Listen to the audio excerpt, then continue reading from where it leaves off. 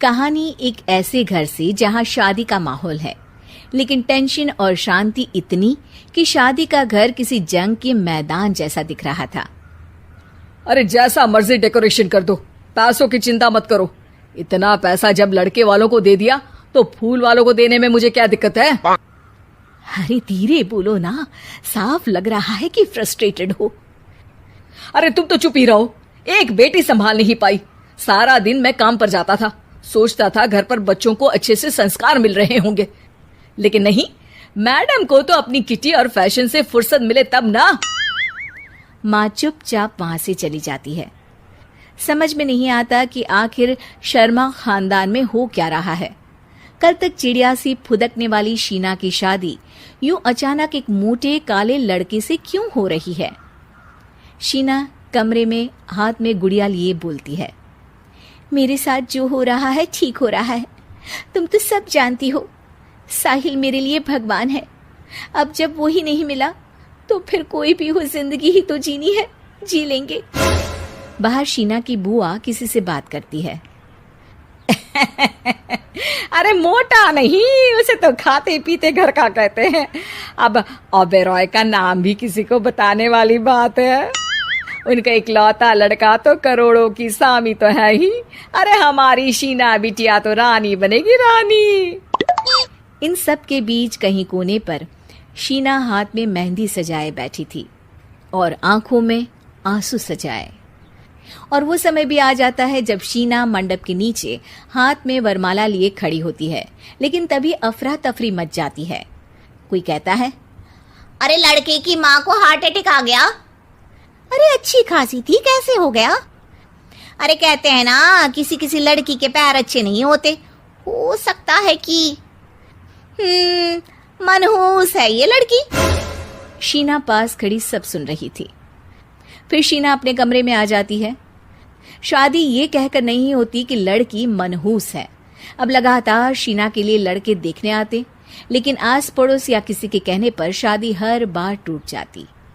लेकिन एक दिन, अंकल, मैं काफी दिनों से आपसे मिलने की कोशिश कर रहा था, लेकिन हिम्मत नहीं हो पा रही थी। अरे बेटा, हिम्मत तो हमारी टूटी पड़ी है। वैसे कौन हो तुम? अब मेरा नाम साहिल है अंकल। मैं शीना से प्यार करता हूँ और उसी से शादी करना चाहता हूँ। अरे अब तो किस जात के हो ये भी मायने नहीं रखता। बेटा, मेरी बेटी मनहूस है। ये सब कहते हैं कि इसीलिए उसकी शादी नहीं हो पा रही। अगर तुम शादी करने को तैयार हो तो ठीक है। शीना की शादी साहिल से हो जाती है। अगले दिन साहिल की माँ का देहांत हो जाता है और एक बार फिर लोग शीना को अपशकुनी कहने लगते हैं। अरे खा गई दीदी को ये। अरे क्या जरूरत थी साहिल किसी मनहूस को घर लाने की? पर बुआ, माँ की तो तबीयत पिछले कई साल से खराब थी। डॉक्टर्स ने जवाब दे दिया था। क्या पता ये भी उनका सौभाग्य हो कि वो बहू का मुंह देख पाई। अरे बहू का मुंह देख पाई, या ये कह लो कि बहू का मुंह देखते ही स्वर्ग लोक सिधार गई। खैर, हमें क्या, घर तुम्हारा है, हम तो चले। अब शीना को खुद पर ही शक होने लगता है कि कहीं सच में वो अपशकुनी तो नहीं। साहिल, हम दोनों की शादी नहीं हुई होती तो अच्छा था। देखो ना, कैसे पहले मेरी शादी टूटती थी और अब तुम्हारी माँ भी। अरे ऐसा कुछ नहीं होता शीना, अपशकुनी वगैरह कुछ नहीं होता। ये सब तो ईश्वर के खेल हैं। वो शादी तुम्हारी इसलिए टूट गई क्योंकि तुमको मेरी पत्नी बनाना था, और माँ का जाना तो तय था। वो काफी बुजुर्ग थी, साथ ही एक ऐसी बीमारी से जूझ रही थी जिसमें डॉक्टर्स भी उन्हें नहीं बचा पाते। शीना साहिल की बात सुनकर तसल्ली कर लेती है और वहां से चली जाती है। अगले दिन, शीना, अरे ओ शीना। क्या हुआ? उफ, कहीं फिर मेरी वजह से कोई नुकसान?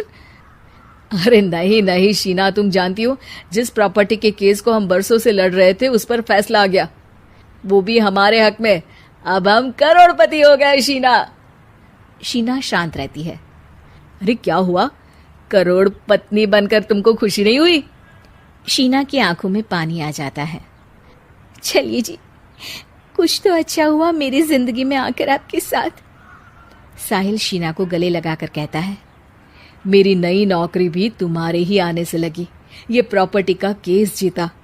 सब कुछ तो तुम्हारे आने के बाद ही हुआ, फिर तुम मनहूस कैसे? ये सुनकर शीना खुश हो जाती है।